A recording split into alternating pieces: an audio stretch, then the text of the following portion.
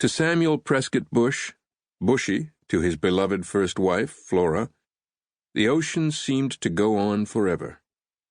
The view from the top of the Hotel Traymore overlooking the boardwalk in Atlantic City at Illinois Avenue was grand and unique.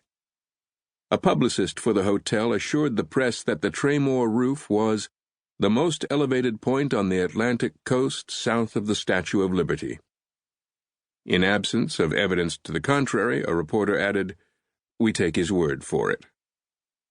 A prominent Midwestern industrialist, Bush was at the Jersey Shore in the early summer of 1915 to take part in what was described as the highest golf driving contest ever held in the history of the great Scotch game.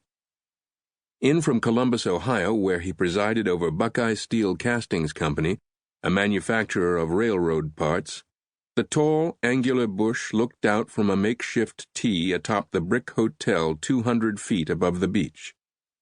A favorite of well-heeled visitors to Atlantic City, the domed Traymore had just undergone renovations that Bankers magazine solemnly reported had turned the hotel into a showplace with 700 rooms and 700 baths, the kind of construction project that was making grandeur ever more accessible to men who were building a prosperous business class. S.P. Bush was one such man. The son of an Episcopal clergyman, Bush, who was to become George H.W. Bush's paternal grandfather, had spent much of his childhood in New York and New Jersey.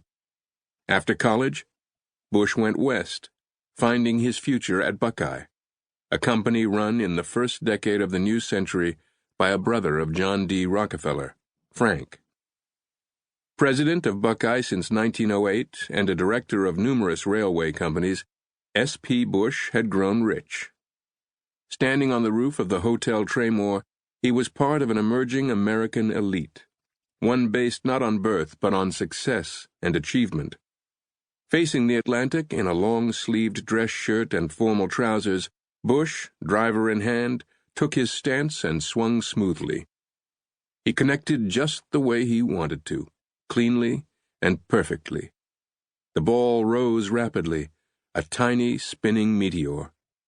Bush's shot streaked out over the sea, soaring over the white-capped waves before disappearing deep in the distance, the sound of its splash lost in the wind and surf.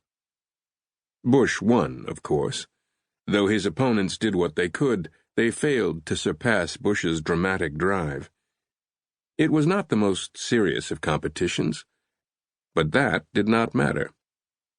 The New York Times reported Bush's triumph. A contest was a contest.